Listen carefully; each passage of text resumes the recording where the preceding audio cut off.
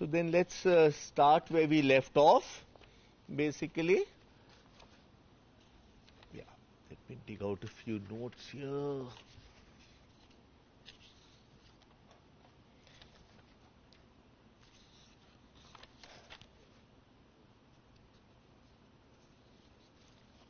Okay, so we were looking at the TDGL equation in its dimensionless form because that was the sort of easier one to look at. So that's the dimensionless form, and we found that there are three fixed points, homogeneous solutions, which are just 0 and plus minus 1, and then there's this kink solution, which obviously is of slightly higher energy than the homogeneous solutions, which connects the plus 1 to the minus 1. Okay, so that's goes under various names. Nivedita, you would be familiar with instanton and all that. They were asking why it's called instanton earlier. So I gave some what I thought was an explanation. Anyway, so this kink is very famous in all branches of physics. Okay, so the next thing I want to do is actually compute the surface tension cost of this kink. Okay. So basically maybe I'll just keep the kink up here and the anti-kink and then take it from there. Okay. So my next calculation is the surface tension due to the kink solution.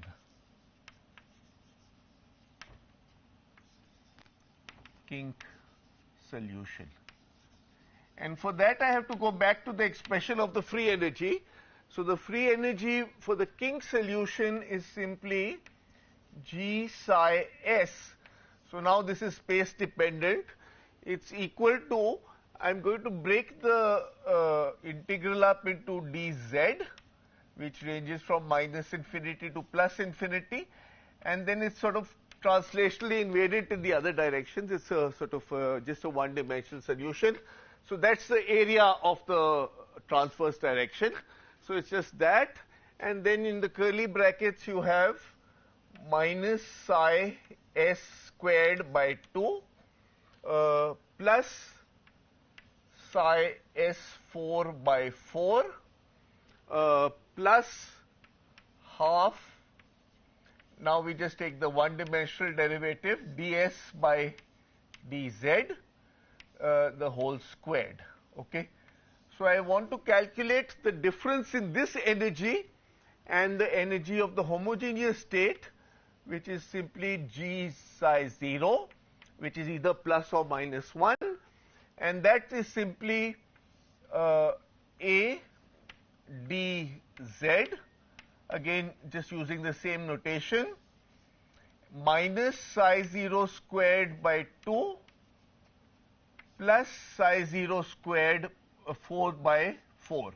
And this term is missing, of course, because there's no gradient in the homogeneous solution. And even this you can simplify. I've just written it that way for a particular reason, which will become obvious in 2 minutes, right?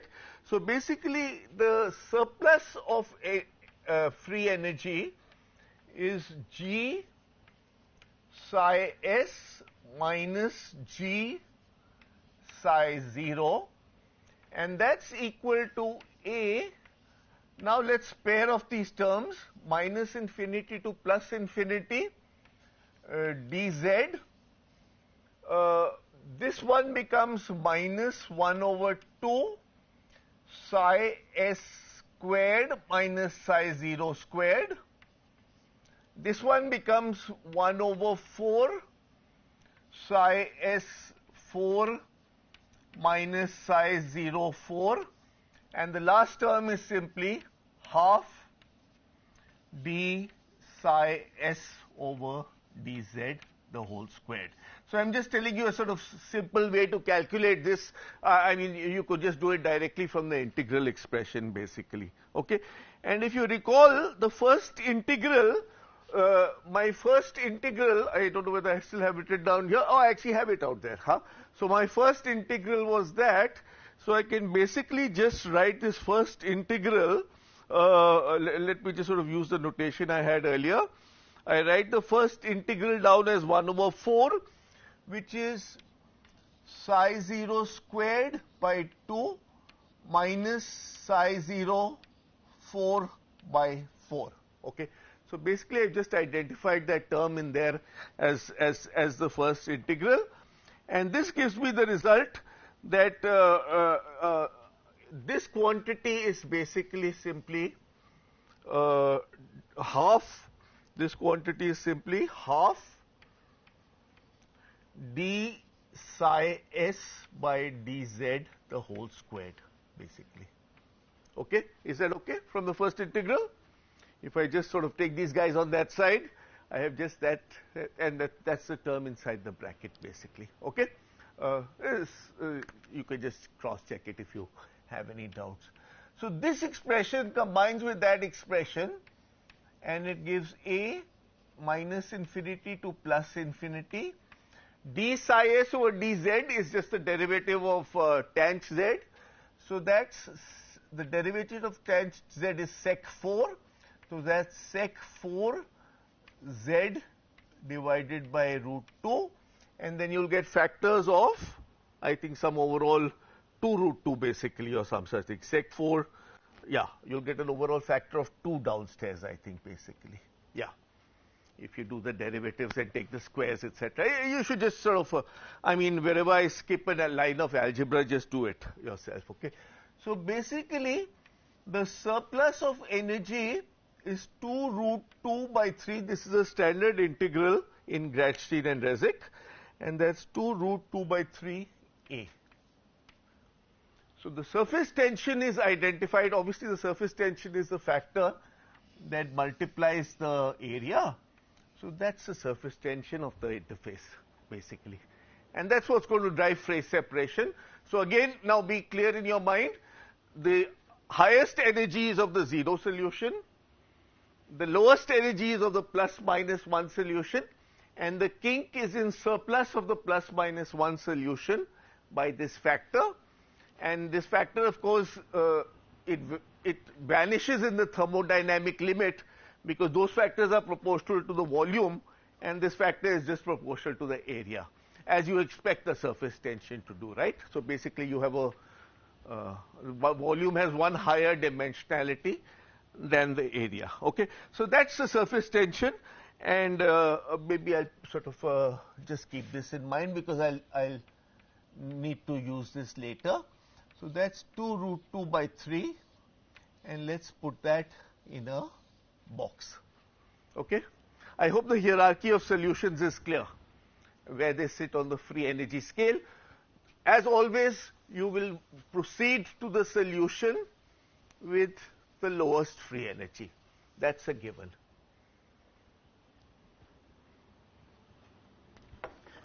Now let's sort of go to the case of a curved interface, because so far I've just been dealing with flat interfaces. So let's go to the case of a curved interface.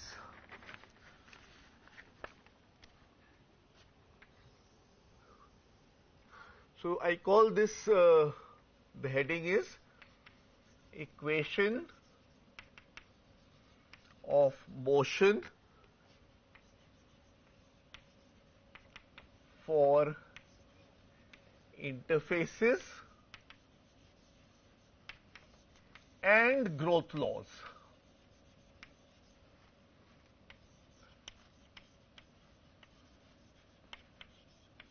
Okay. Remember, I wanted to characterize this evolving morphology in two manners. One, I wanted to find out what is the length scale as a function of time.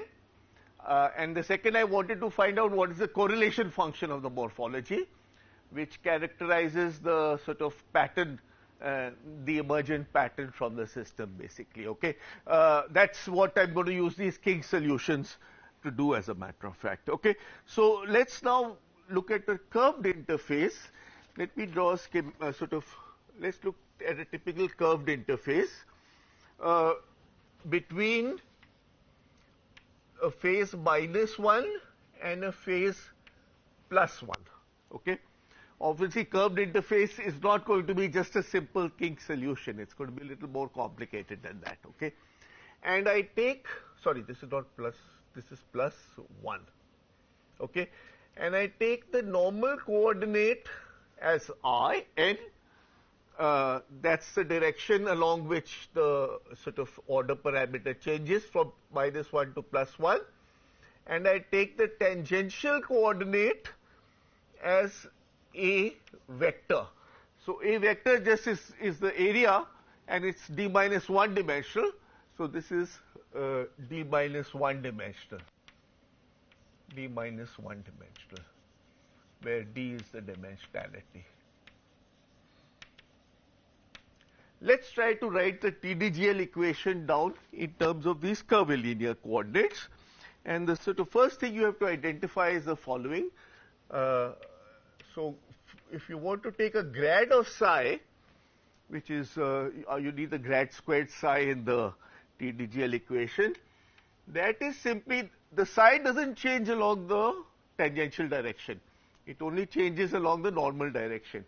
So it's basically del psi over del n at constant t n hat. So that's the unit vector along the n direction, and you have the change along the n direction, and there's no change along the normal direction, along the tangential direction basically, right? That's why I've set up these curvilinear coordinates. I need the second derivative also. Help me out with the second derivative. The second derivative is going to be 1 second derivative of this, del 2 psi over del n squared with t fixed, the tangential direction fixed, n vector, and earlier there was an n vector, so that's going to mean n vector dot n vector. Okay. That's one term, and then you'll also have to now take the gradient of the curving normal coordinate, because the normal coordinate also changes in space as you go along. So the second term is simply going to be plus del psi over del n at constant t, divergence of the n vector.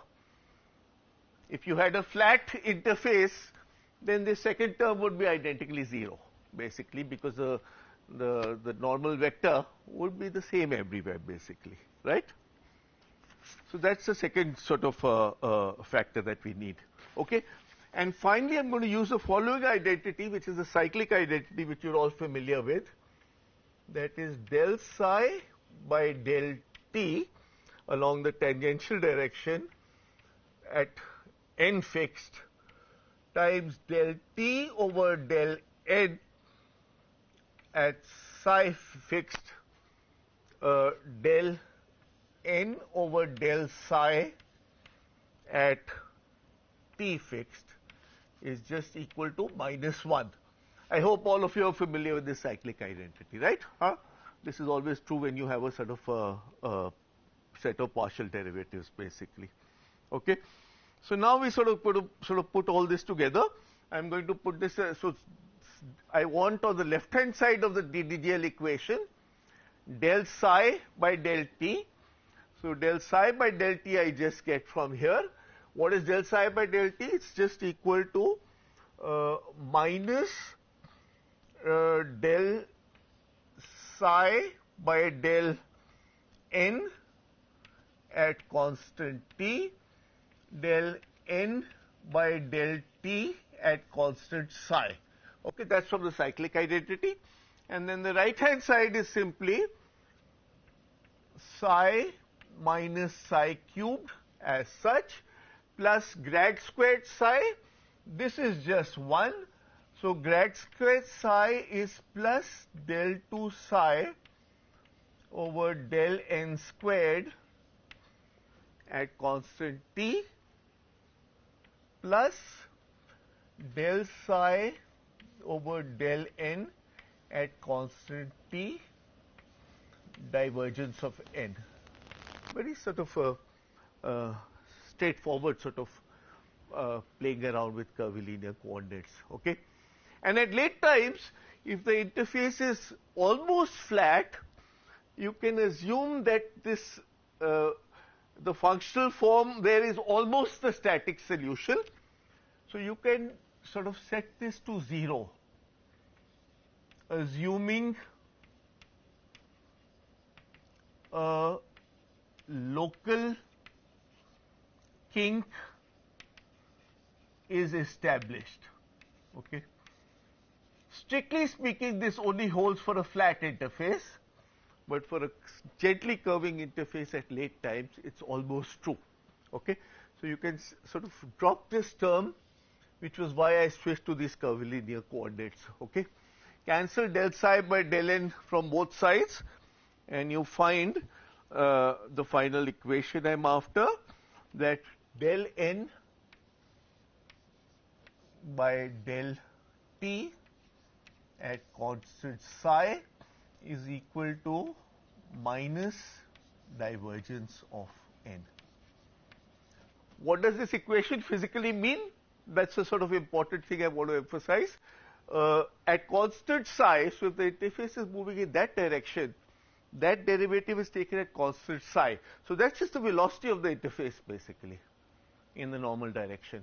Okay, and that's that's how the n hat changes. This is what's called the curvature, as a matter of fact, of the interface. Okay, so that's this important equation, though simple enough, that the velocity at a point A along the interface, and the velocity is in the normal direction, is equal to minus grad dot n, and that is simply minus the curvature at the interface. Let's put this in a box. This is known in the literature as the Kahn-Allen equation.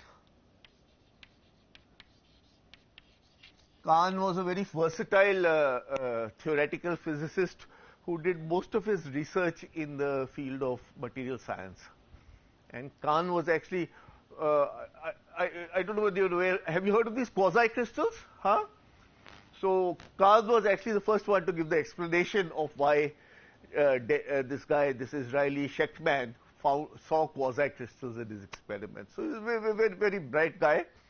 His name is also on the phase separation model as the Kahn-Hilliard equation. Okay, so very sort of well-known guy in this field. Okay, let's quickly do. Okay, so that's the analysis. Yeah, please. That second last equation. Yeah, just 1 minute. Let me have a drink of water.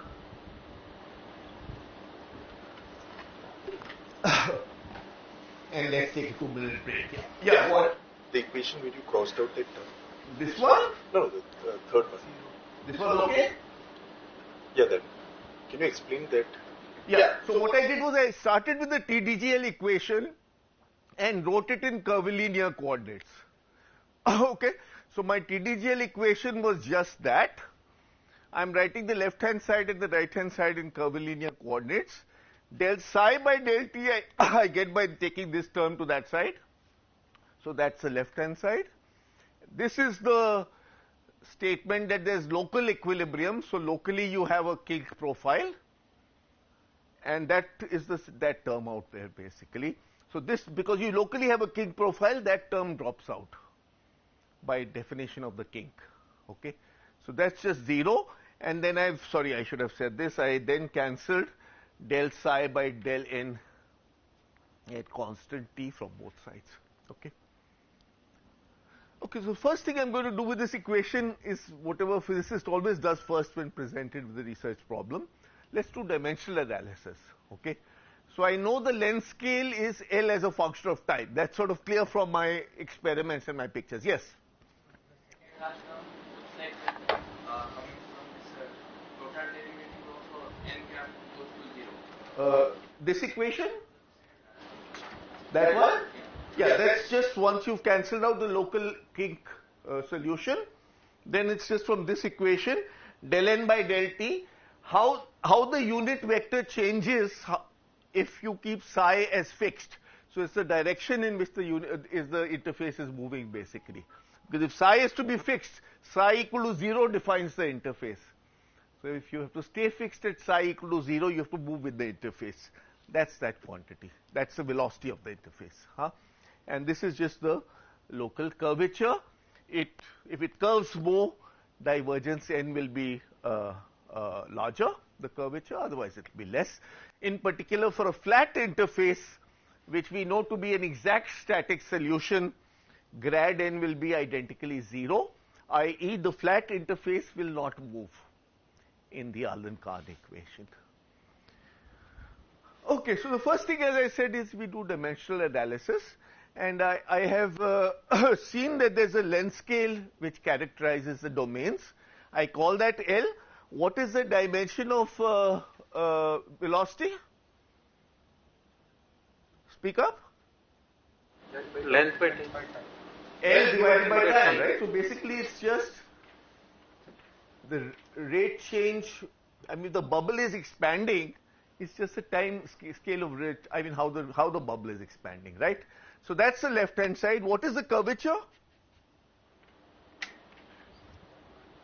What is the curvature of the interface? It's basically, well, actually let me tell you, it's 1 over L. I'll derive this for a droplet shortly. The curvature is 1 over L. The more curvy the interface, the higher is the curvature basically. The smaller droplets have more curvature. As the droplet becomes infinite sized, you have less curvature basically, right? That's like a locally flat interface. So if you just sort of integrate that up, you get your first non-trivial result that the growth law, as I promised you, is just t raised to power half. Just from dimensional analysis. I'll do this in a little more precise manner, but first I wanted to get the dimensional analysis out of the way. Is that clear or is there any doubt? It's a good time to stop me. Huh? It looks like the dimensionally both sides of the equations are not equal. Like left hand side is velocity, right hand side is 1 by L. Well, you have other factors in here. You should put some constant in there. Let's say A I've already used. Let's say you put some constant alpha in there. Actually, that's just proportional to the surface tension. The surface tension is going to come into that. How do we measure this L?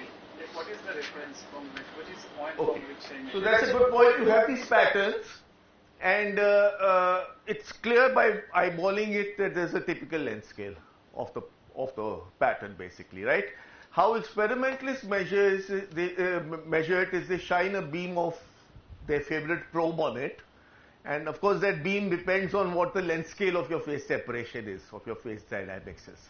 Okay, so people shine light, people shine neutrons, people shine X-rays depending on what they're looking at. Okay, and the structure factor basically peaks at the inverse of the characteristic length scale. That's how it's experimentally measured. If you look at the correlation function, it's the rate of scale of the decay of the correlation function. I will talk about this later, but I just wanted to, I didn't want to introduce these concepts. But for the moment, let it suffice to say that if you just eyeball it, there's clearly a length scale. If you put down some horizontal line and you look at the zero crossings of the order parameter, that will give you a typical distribution of sizes. And that distribution will peak at some length scale.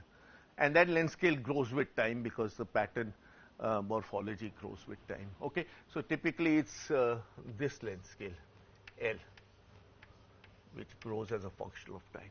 The structure factor has a clear ordering vector. It has a sharp peak. Yes, it has a sharp peak. Yeah. I mean, like in solids. Well, yeah, it's not that sharply peaked as in a solid because there is obviously all droplets are not exactly the same size. There's some distribution, but it needs to be sharp peak, and there's a clear maximum, and that's the reciprocal of the characteristic length scale, basically. Huh? What is that term minus Ka? Like at the last in the last equation? Minus? Yeah. Equal to like divergence of n equal to minus. Minus divergence dot n hat. Yeah, after that you wrote. That's the curvature. That's the local curvature. Okay. of the interface. That's just the definition of the curvature. Divergence L is the curvature. If the interface doesn't undulate at all, then there's no divergence, so the curvature is 0, basically. Okay, the other thing I want to point out is, but you should convince yourself of this, interfaces which bump outwards move inside. If you do the correct signs of the local curvature, they move inside. On the other hand, interfaces which bump inwards will move out. Okay, so if you actually put the velocity down, this will go in that direction and this will go in that direction, and that's simply because you expect a locally undulating interface to become flat with time. Okay, because locally that's your best bet. Globally, if you can get rid of the kink, you're even better off. But if you can't get rid of the kink, you should have a flat kink. That's your best solution. Okay. Okay, let's do a little more analysis of this Allen-Kahn equation. There's sort of interesting physics in here.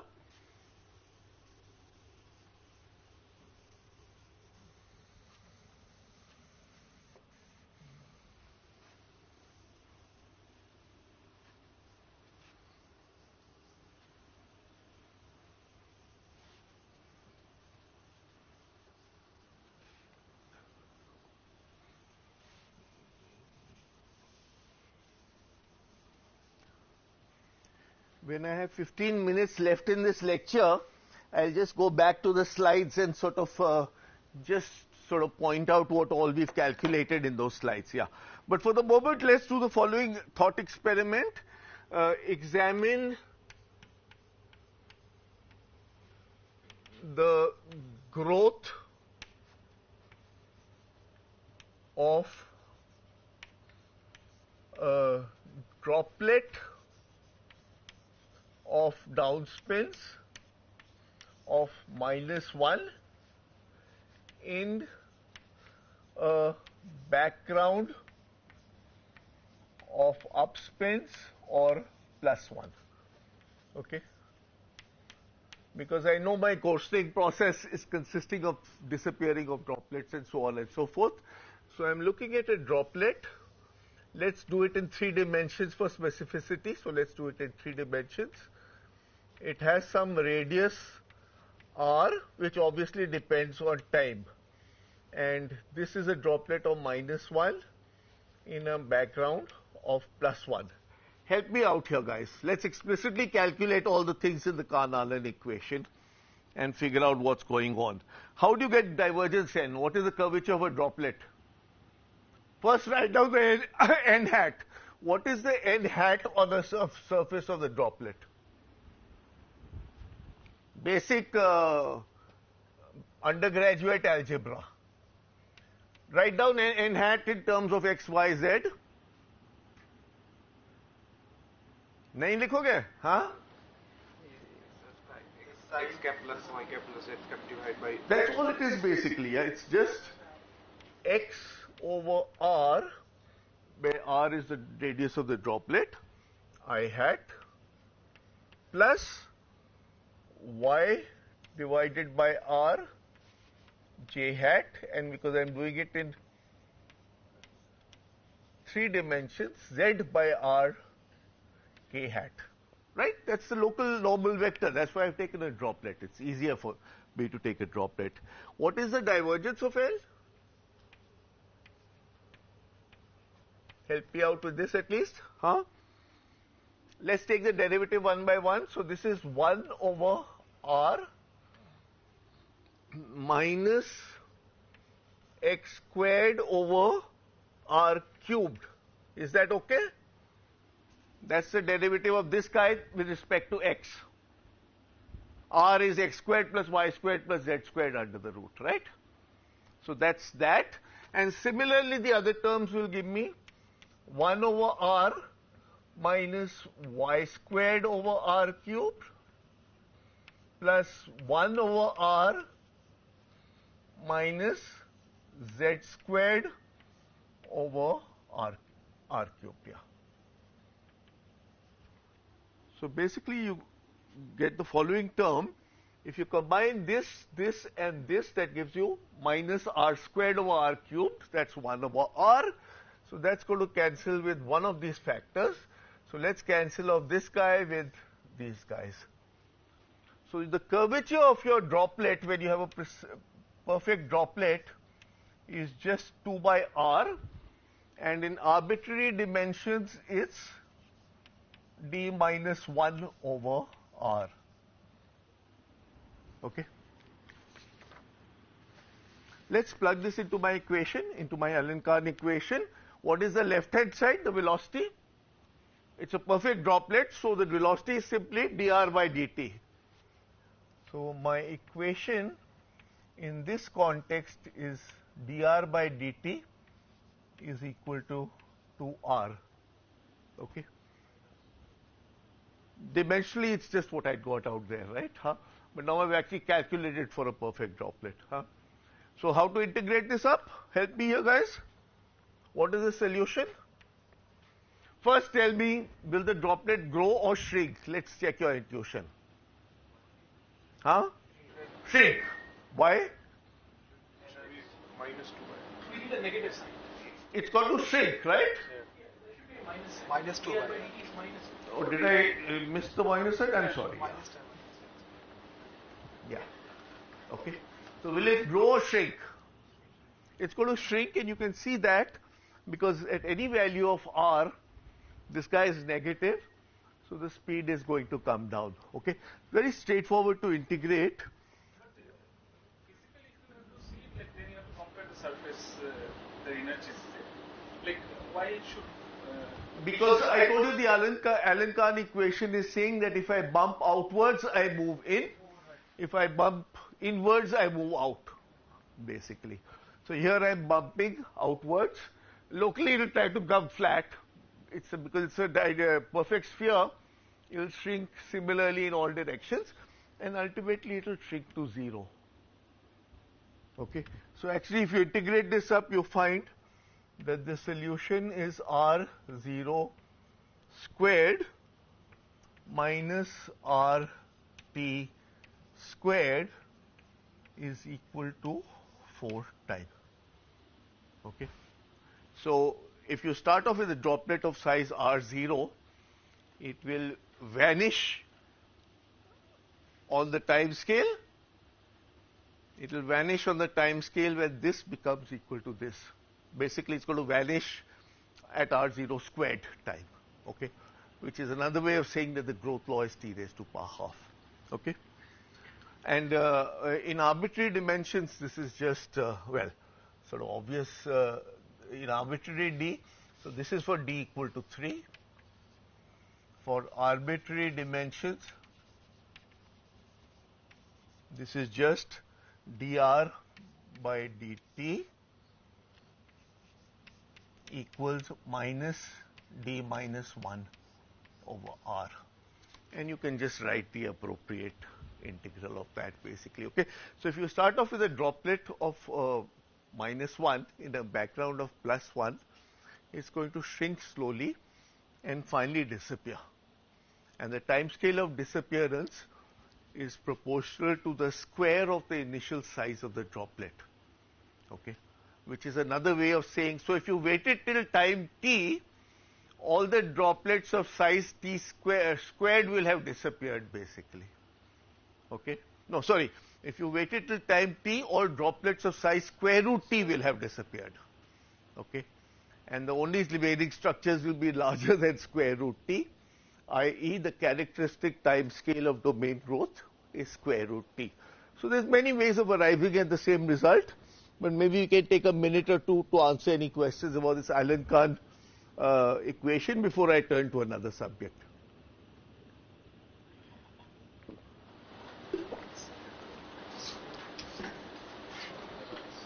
Okay.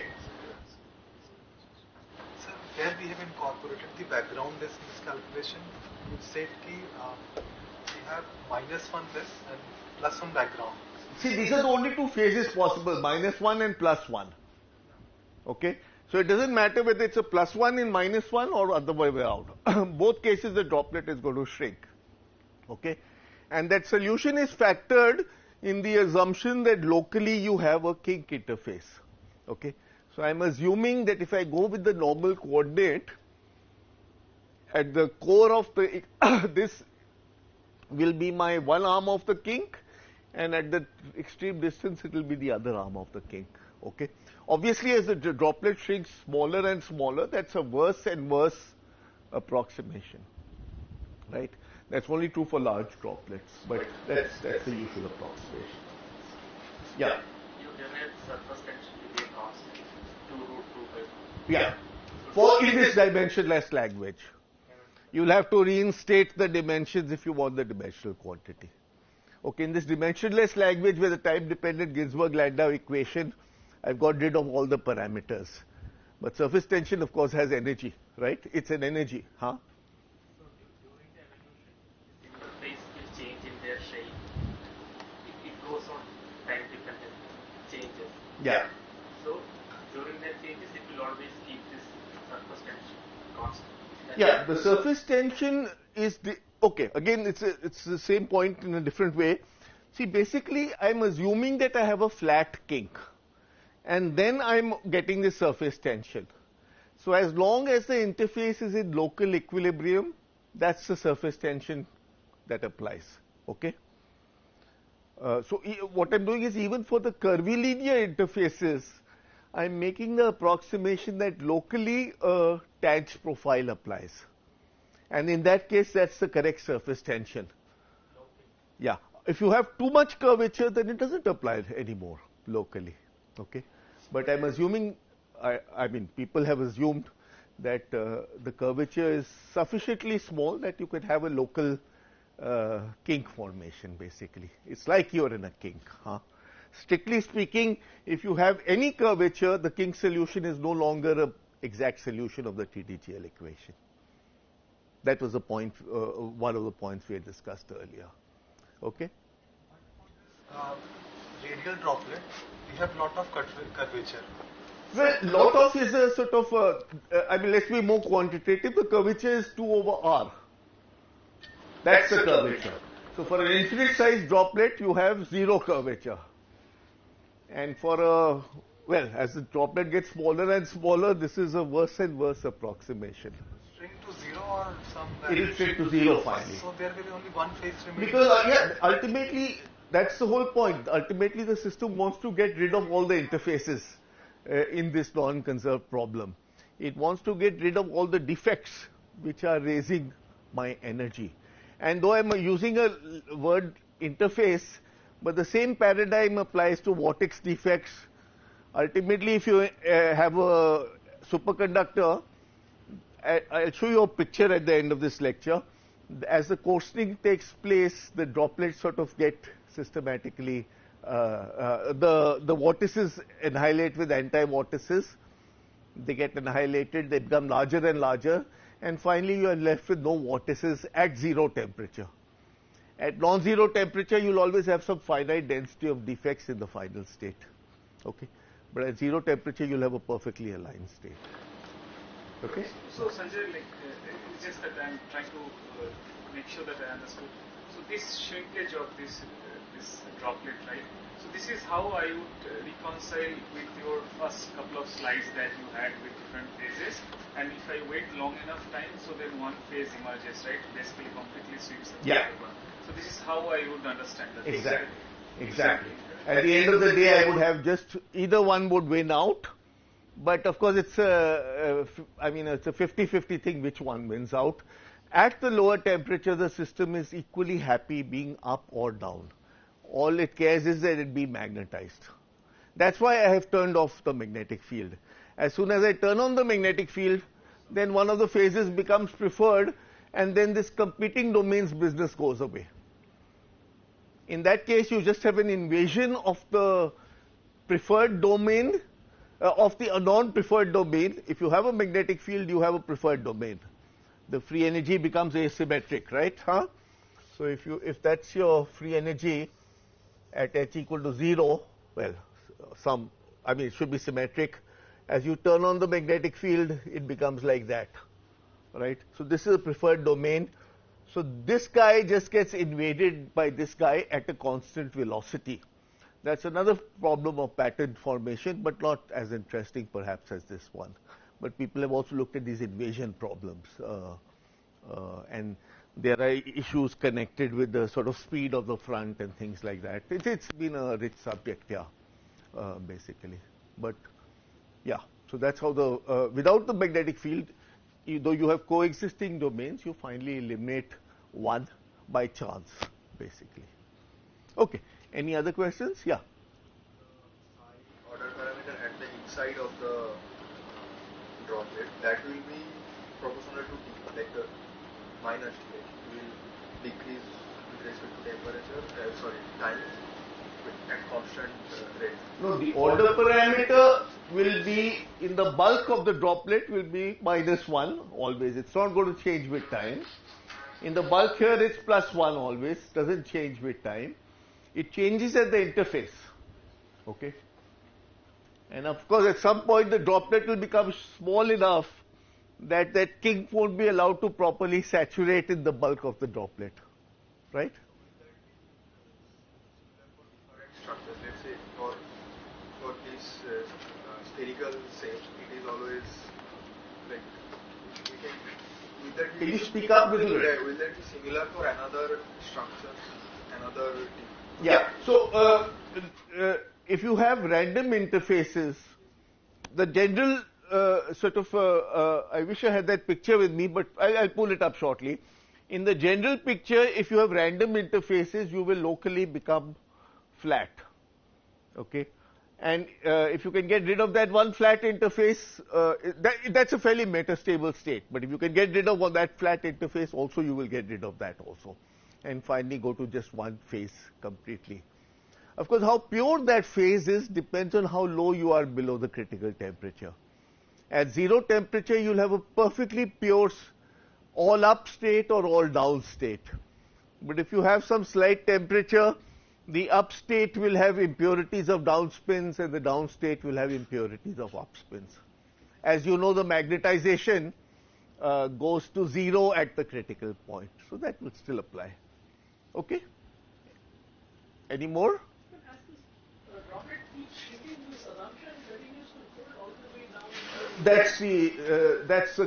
Well, I mean, obviously at some point it's not good, but yeah. See, because it relies on the fact that the interface is a sharp interface. Okay? If it were very gradual, this would not be a good approximation. But the interface is sharp, and as a matter of fact, in these studies, it's usually approximated as a step function, which is something I'll come to next. Okay? Also, in a usual event, you will not spare the droplets, right? So you will get more random Bicontinuous structures, basically, yeah. But it's a nice sort of thought experiment whereby you can get the T raised to power half growth law in a very sort of controlled manner, and at the same time get to actually explicitly calculate the curvature, because I find students are somewhat fuzzy with the concept of curvature. So it's nice to actually calculate it explicitly. Okay. Any other question? Let me then move on to my next subject, which I'll maybe do out here. Okay, so now you have this pattern. You figured out the length scale as a function of time. And as I promised, I have used the kinks as a sort of instrument to capture the length scale. Okay. The next thing I want to do is sort of make a statement about the morphology. So you have this network of plus, minus, and so on and so forth. Yeah. And you have a morphology of some kind. And the next thing you want to do is capture the morphology. For this, people use what's called the correlation function. And the correlation function, which is something that I'm sure you've all encountered, if you take a point R1, let me use my language notes, yeah. If you take a point capital R and a point capital R plus small r, the correlation between those points is a measure of how the system is interacting with itself. And near the critical point, that correlation becomes larger and larger. Okay? So the quantity we always measure in both equilibrium and non-equilibrium stat mech is the correlation function which is simply the order parameter at one point times the order parameter times the order parameter at another point time t averaged over some non-equilibrium ensemble. Is that a quantity everybody's seen before? No, this is over the entire system, including cells and outside also. Yeah. Has everybody seen this quantity before? Huh? Okay. You usually capture so you look at either two space points or you look at two time points. Yeah. At the same, then you look at things like Ising and things like that, basically. Okay.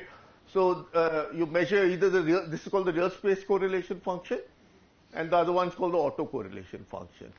And I guess in the slow dynamics community, people look much more at the autocorrelation function. But the most general one is you have both space and time. And then if you integrate over R, you have left with that's right. Yeah. But normally, numerical guys and experimentalists look at this quantity basically. Okay. And this is, if you want to sort of define it a little more carefully, you should actually subtract off the average. So I've assumed here that the system is translationally invariant. So that doesn't depend on the starting point and the end point. Usually the system is also isotropic. The domains don't have a preferred direction. So you're looking at C RT, now it's only the magnitude, which is equal to 1 over V, an integral over the starting point dr psi r plus psi r t psi r plus small r t. That's that. And then if you want to subtract off the average, which people usually do, you also subtract off psi RT average and psi R plus small RT average. Okay. That's the full-fledged definition of the structure of the correlation function. And as the distance becomes further and further apart, you expect this variable to care less about this variable. So basically this expectation value is the product of the two expectation values. Subtract this off, and so you expect the correlation function to go to 0 at large distances, basically. And you've all seen that it can go to 0 either exponentially or it can go as a power law. And so generically in StatMech we assume that it's some combination of power law and exponential, basically, right? Is that something everybody is comfortable with? Okay.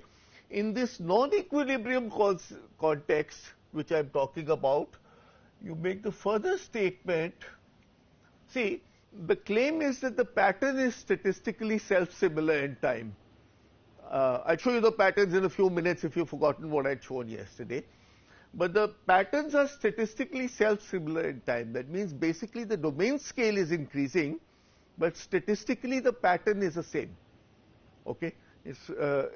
So one makes a statement of dynamical scaling, which is simply that in general you have a correlation function that depends on both space and time.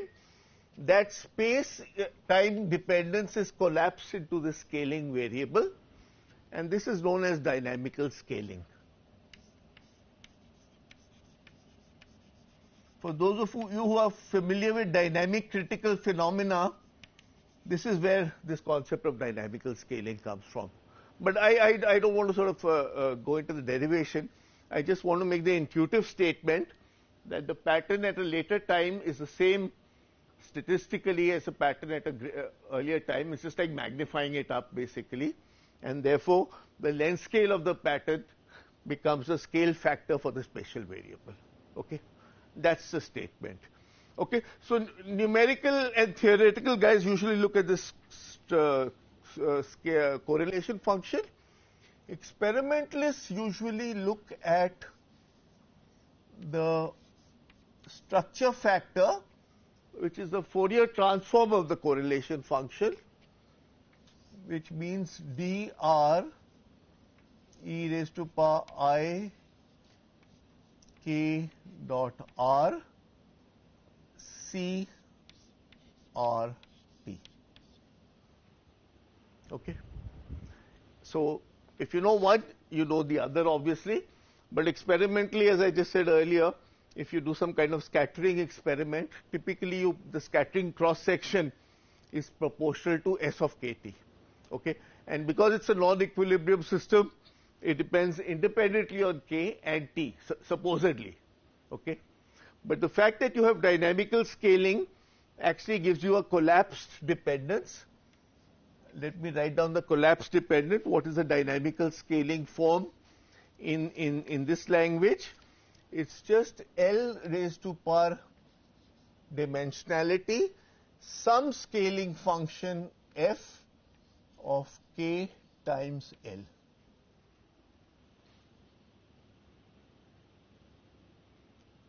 Do you want me to derive that? Huh? It's very straightforward. But let's derive it. There's no harm, I think. Yeah. I shouldn't leave all the derivations to you. So let's get rid of this.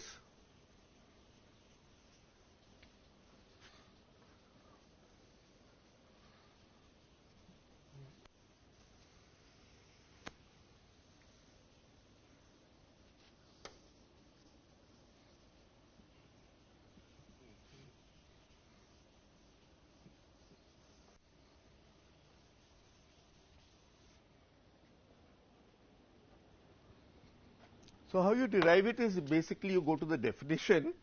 So SKT, just plug the scaling form of the correlation form into the definition.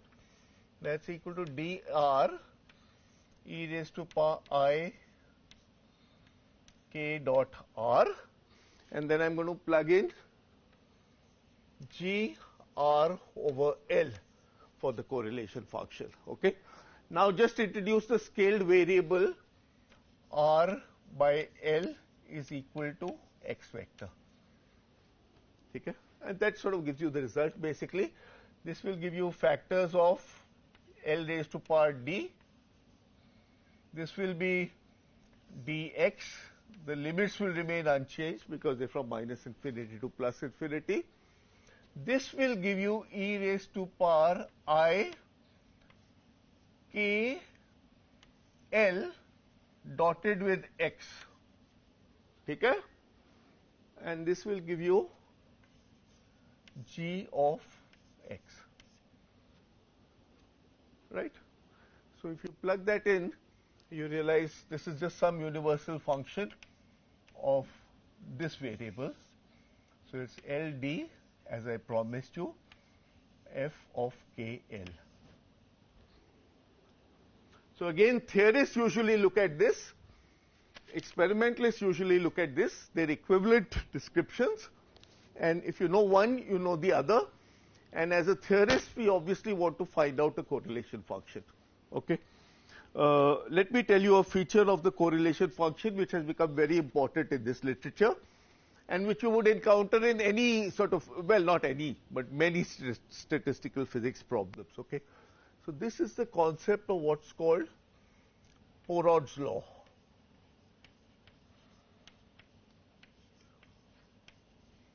Porod's law is a statement, it's a physical statement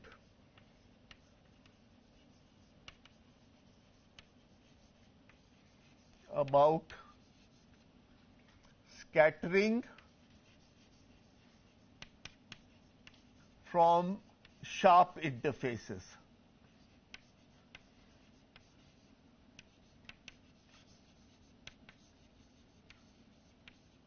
Okay. So you have these coarsening domains. There are interfaces, boundaries between the sort of various +1 and -1 regions. What does the scattering from these sharp interfaces give? So I'm going to actually explicitly calculate that. First, I'm going to consider the one-dimensional case. The result will just generalize easily to the case of arbitrary dimensions.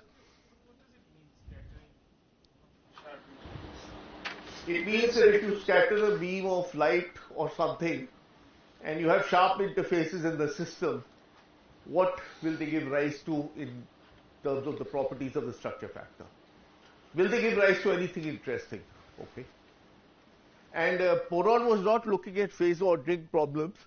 He was actually looking at amorphous media, porous rocks, porous media. I guess this is very interesting to the oil community, right? They have to extract oil from porous media. So in porous media, you have empty spaces and you have rock. So he found, I think experimentally, that the scattering has a very characteristic signature, which is now called Porod's law. And this applies to a whole host of systems with sharp interfaces in them. So we expect it also to apply in the current context. Okay.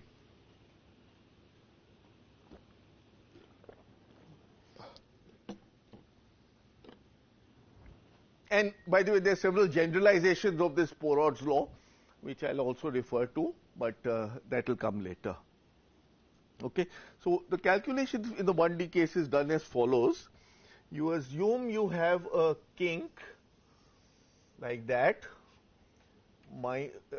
going from of dimension, so that's along the sort of x direction, say, and that's psi of the kink, x or z if you prefer, it doesn't matter.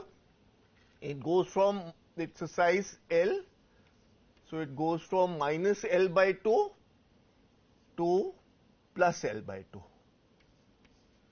basically, and the interface is located at 0,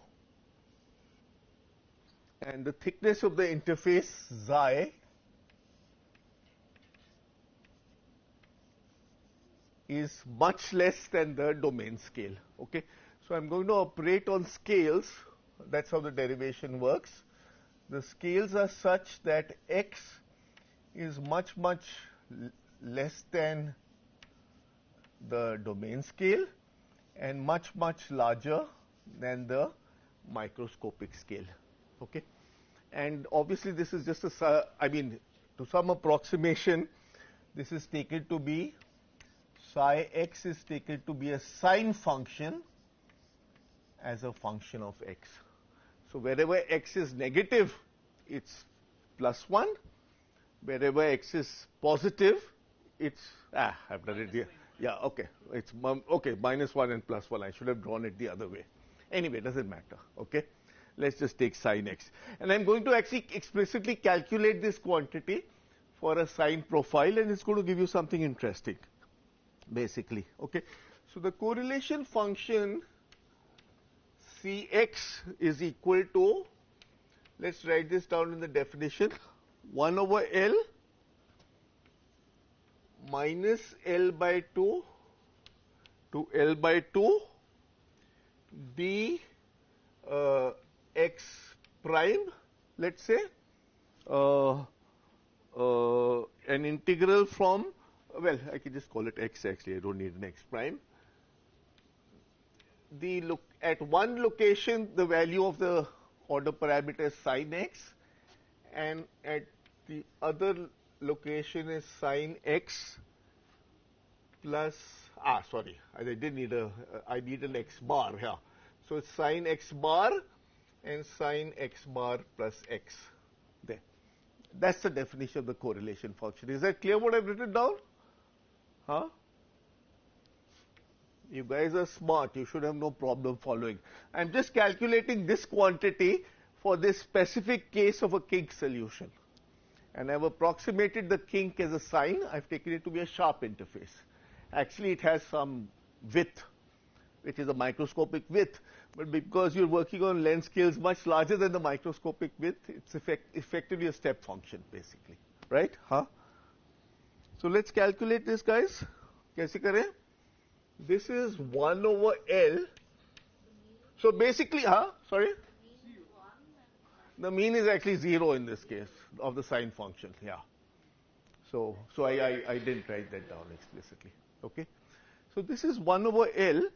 Let me take the starting, so let me break up this integral.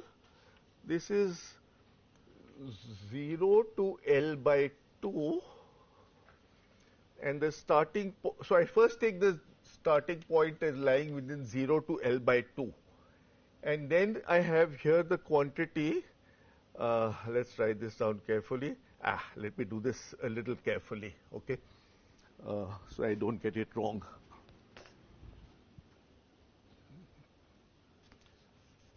So it's basically like this.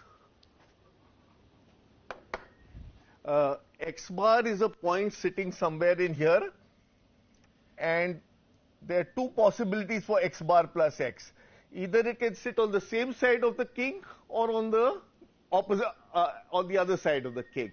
So if it's on the same side of the kink, that's the 2 points right there. With distance, how much have I taken? X between them. And alternatively, it's on the and then you get +1 into +1. Alternatively, if it's on opposite sides of the kink, you get -1 into +1, basically. That's the contribution. So it's like laying a ruler down and asking whether what is the probability that the ruler will end up on the same side of the kink or across the kink, basically. And obviously that depends on the length of the ruler. So now, having sort of spelled that out in words, I can just tell you the answer is 0 to L by 2 dx bar sine x bar minus x, plus I've done some little shifting of limits and so on and so forth. You can just sort of do the 2 lines of algebra that goes with that. So it just I break up the intervals and sort of that's the calculation I do, and that gives me the following result: 1 minus 2 mod x over L.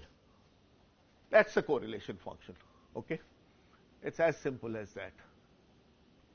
And this correlation function, as you can see, if the distance between the 2 points is 0, then it's just 1, because then obviously you have, I mean, it's the same point you're multiplying the order parameter at, huh?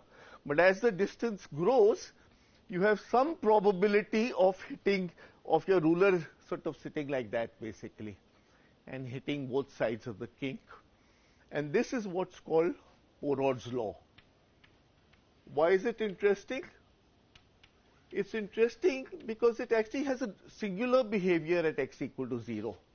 If you actually plot the Porod's law, see x versus x, it's 1 at x equal to 0, and then sort of comes down like that, right? It's a linear, this thing like that. And if x is negative, again, it's got exactly the same form, like that, because of mod x. So it's sort of singular at x equal to 0.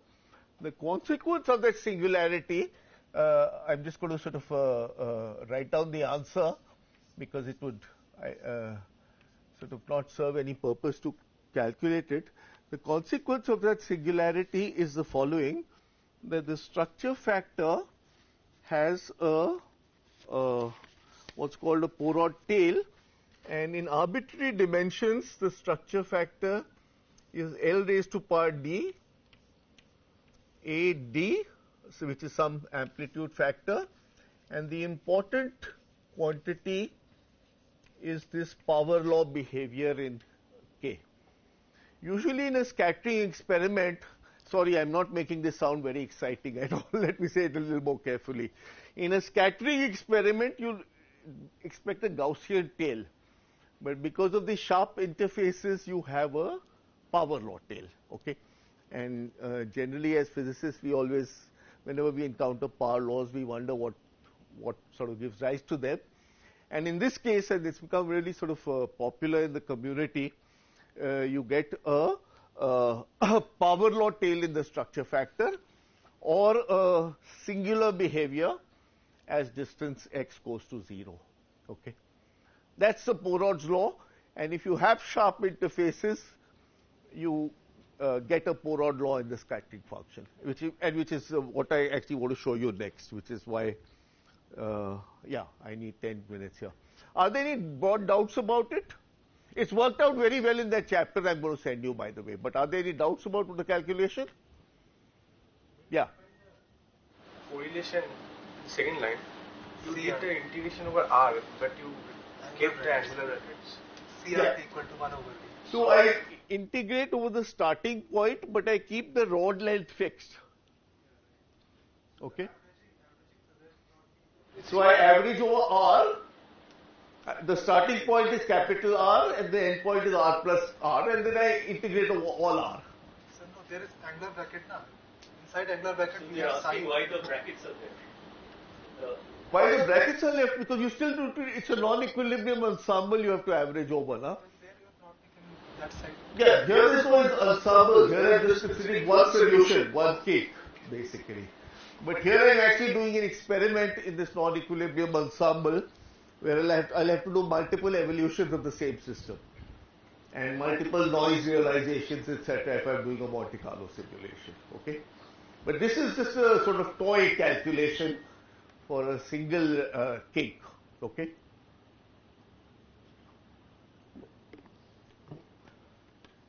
Any other questions? In these scattering experiments, can they also get like the frequency information? They can actually, yeah. And The full dynamical structure. yeah, I mean, yeah, somehow, yeah, ideally they should be looking, I mean, they could be looking at SK omega, but somehow the way these experiments have been done by, mostly by material scientists and metallurgists, they end up looking at this quantity, and the theorists end up looking at this quantity. Okay?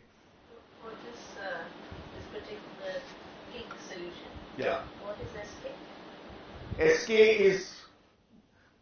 SK has some form, the tail of which is that.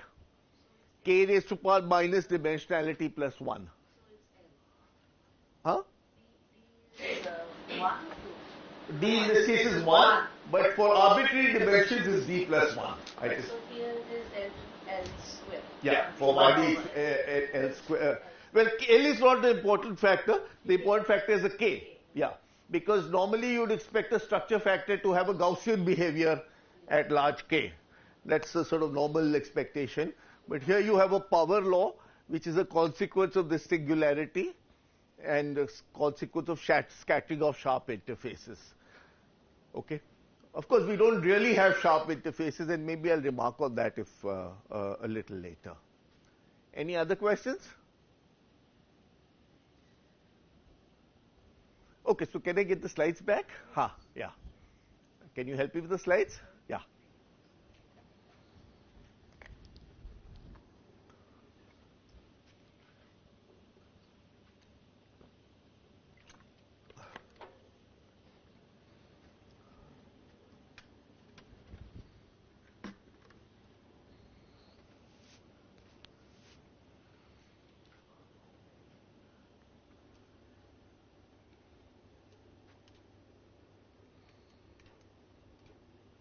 Thanks.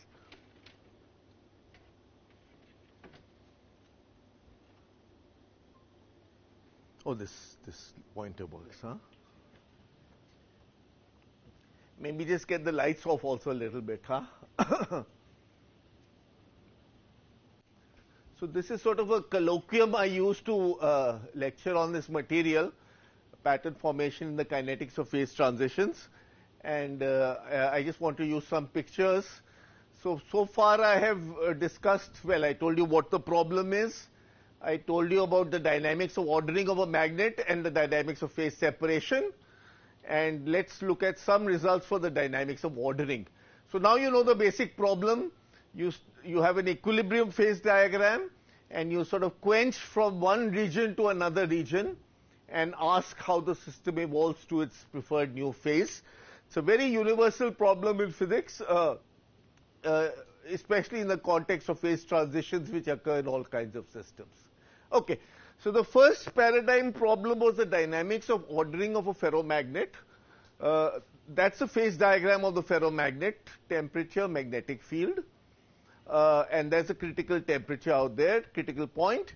And the experiment is you rapidly cool from here to here at late times. This is what we've primarily been discussing so far. And now these pictures hopefully are sort of make sense to you. But I'm going to make these sort of bulleted statements which I have not made so far.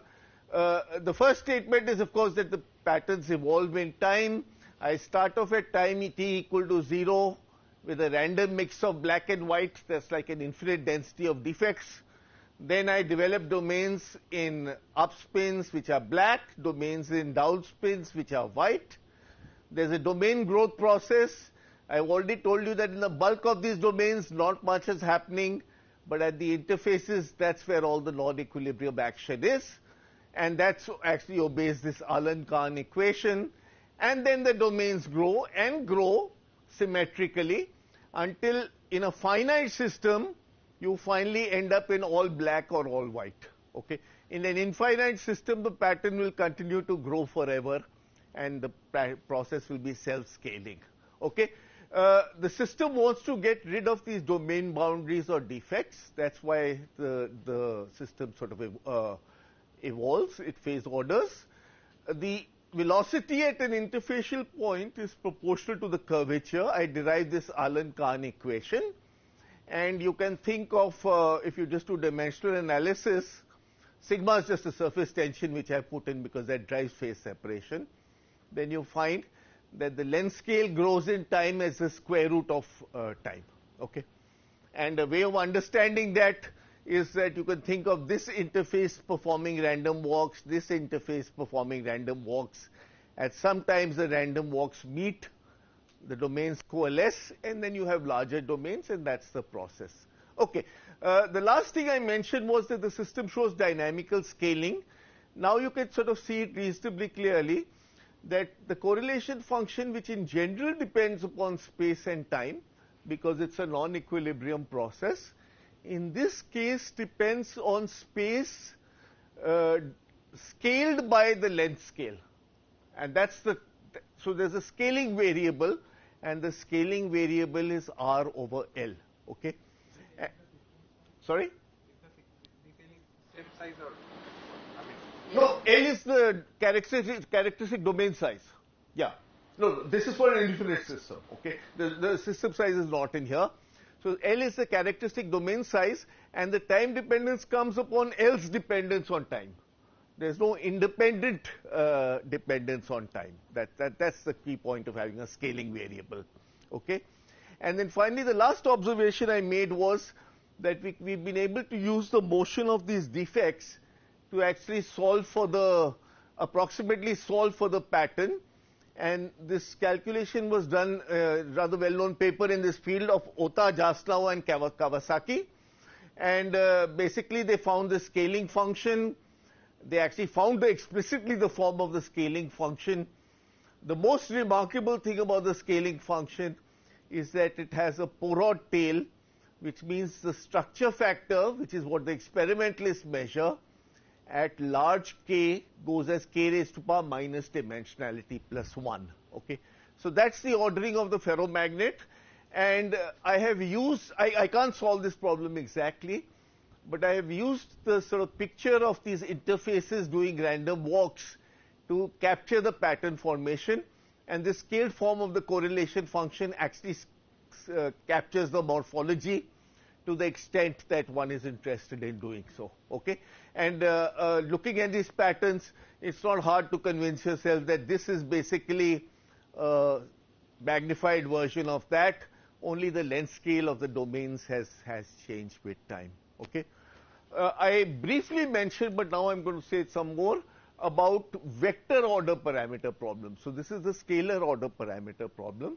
Let me now talk about vector order parameter problem. So, what's the small k behavior of this S of k? I mean, nothing very remarkable. Nothing very remarkable. Usually the long wavelength is the small k part. Yeah. And then the structure factor shows usually some. Yeah. This is. Yeah, it shows the universality the other way around, basically. Any scattering of interface defects gives K raised to power minus dimensionality plus 1. Okay. So now I'm briefly going to mention a vector problem also, a problem with a vector order parameter. So let's again, to use a language, this is a superconductor. A superconductor has a complex wave function, and in the superconducting phase you have the same wave function everywhere in the system. Basically, that's what a is so remarkable about the superconducting state. It's a phase transition in our language, and one wants to study the following dynamics. If you start off at T greater than Tc in a normal phase, rapidly cool the system down to T below Tc, how does the system evolve into its superstate? So this can be superconductor, it can be a superfluid, and so on and so forth. Okay? Okay. So here's a picture of that evolution, and I particularly wanted to show you this picture because this I haven't explained so far very much. Okay? So let's start with this first bulleted point. The superstate is described by a quantum mechanical wave function. As we know, that has an amplitude. The amplitude is not very important. We have a phase angle, e raised to power I theta. In the Ginzburg-Landau theory of superconductivity, in the normal phase, theta is incoherent. You have different values of theta everywhere in the system. In the superconducting or superfluid phase, theta is coherent. It becomes the same everywhere, and as you correctly pointed out, it can have any value between 0 and 2 pi, unlike the previous case where it could have any value between up and down. But here you have a continuous spectrum of degenerate states. So what I'm showing you in this evolution picture is a simulation of this vector TDGL equation. And I start at the different colors refer to different phase values. In the range 0 to 2 pi, I have picked 3 different, so there's a phase everywhere basically. I have picked 3 different small windows of phase angle basically. Okay, that's what I've done.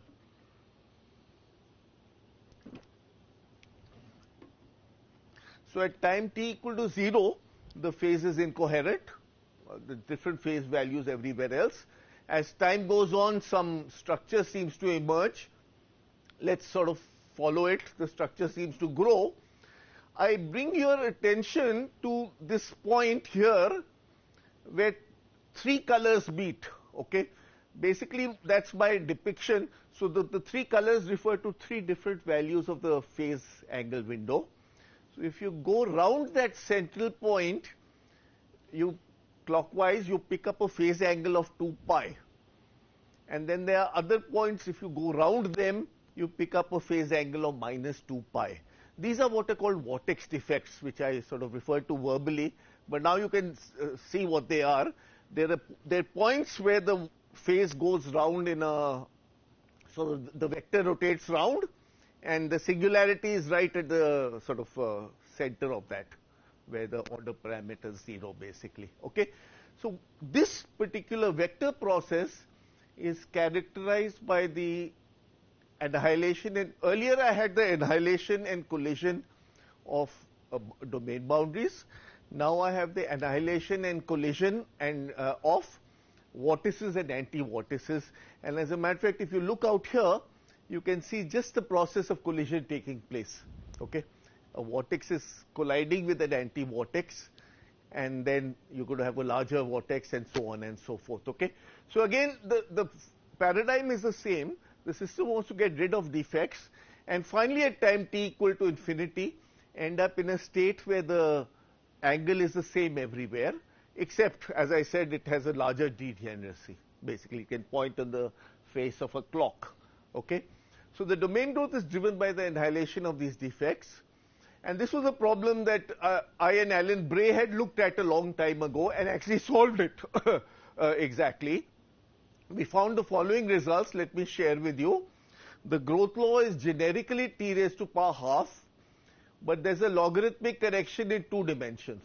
Okay, that has to do with some irrelevant operator in not irrelevant, marginal operator in renormalization group. Okay, more important, just 1 minute. Let me just complete my statement and then I'll answer your questions. Okay, we found also the scaling function. Again, in general, it's a non-equilibrium process, so the scaling function should depend on r and t. But here it depends on the collapsed scaling variable, r over the length scale. Length scale is that. And we actually were able to obtain this function. It's a hypergeometric function, but we were able to sort of solve for it.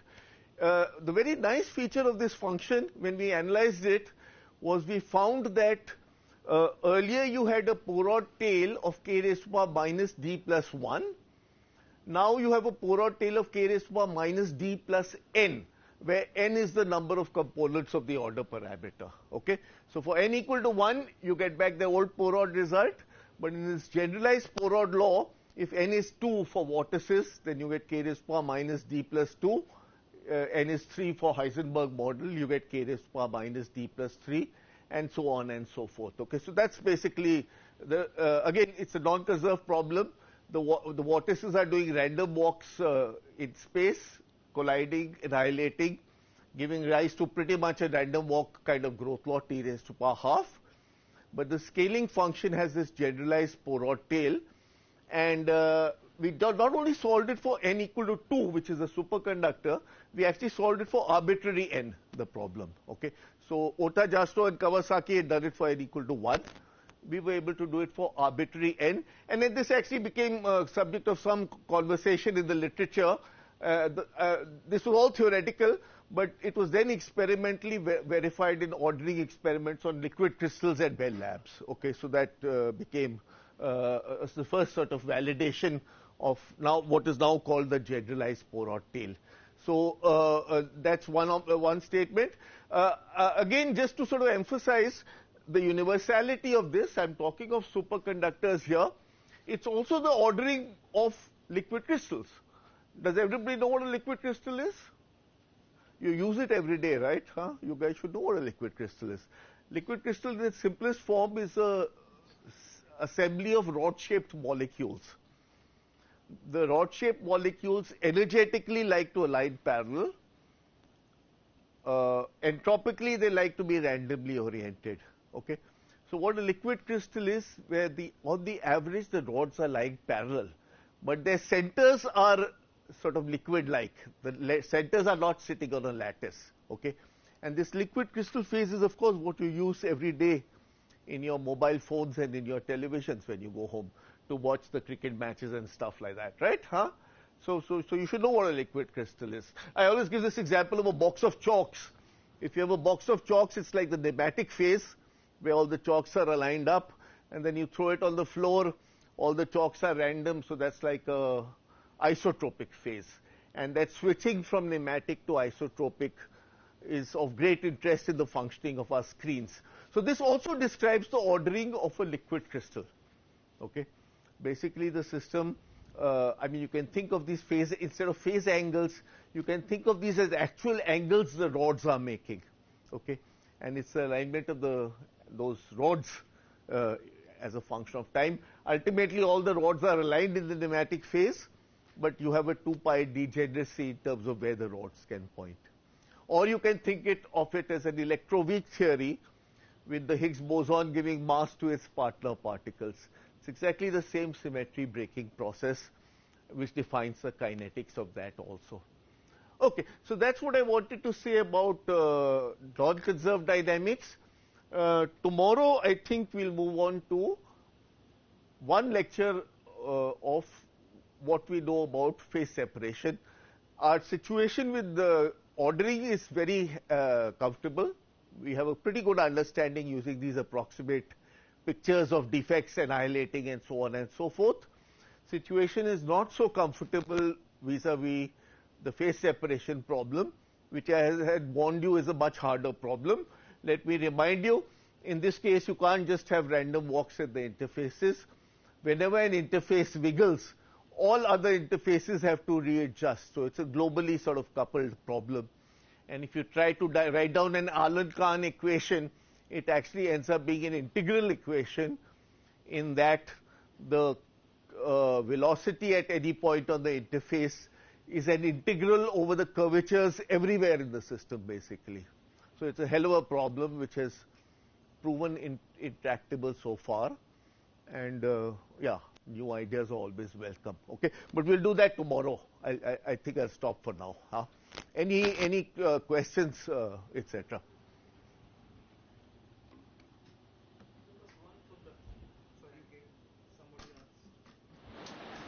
You get the length at t is equal to 2, it's like t by ln t. Is that like some kind of critical dimension you're getting? Like That's exactly. I'm very glad you raised it, because that is actually a critical dimension.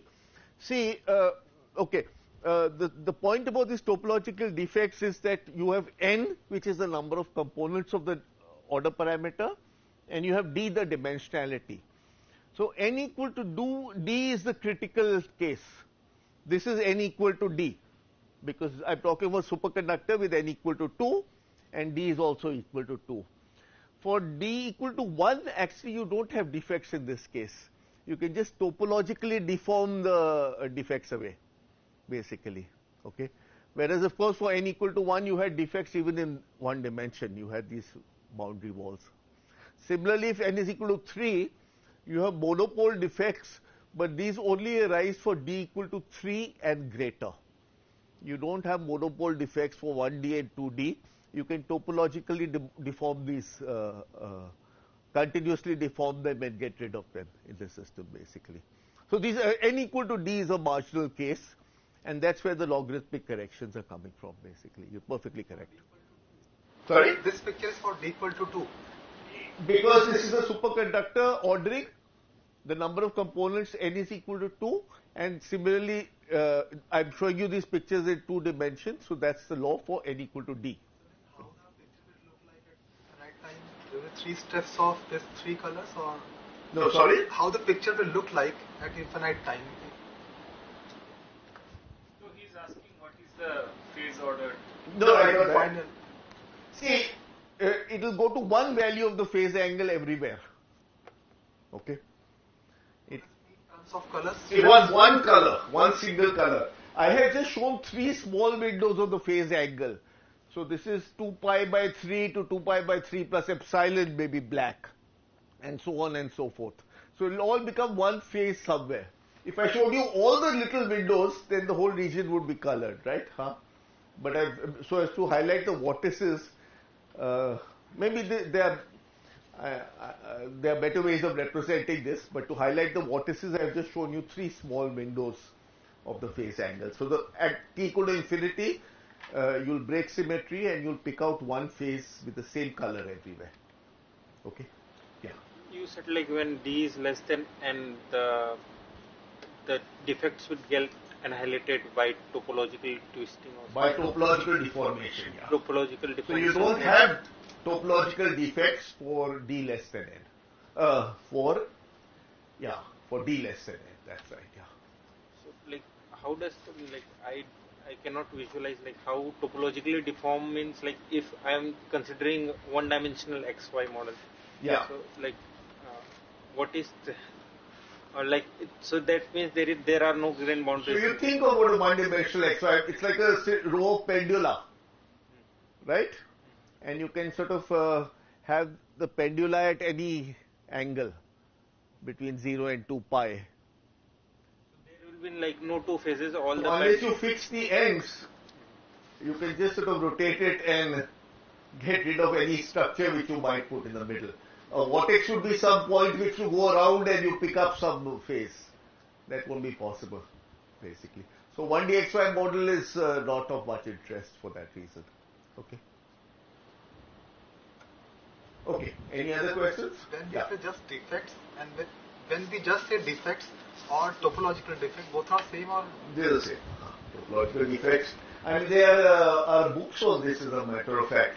There's this well-known book by Chaikin and Lubensky of solid-state condensed matter physics, I think. They have large discussion. Lubensky is one of the bosses on defects in liquid crystals. So they have a good discussion of topological defects. There are also some reviews of modern physics articles on topological defects, and defect is like a bad word, but it's very important in physics, right? Like singularities, the best thing about complex functions is their singularities, right? Analytic functions are very boring. So similarly, defects are the most important thing about our theories. Okay? Okay, any other questions? Good. Then we stop for today and we meet at 11:30 tomorrow.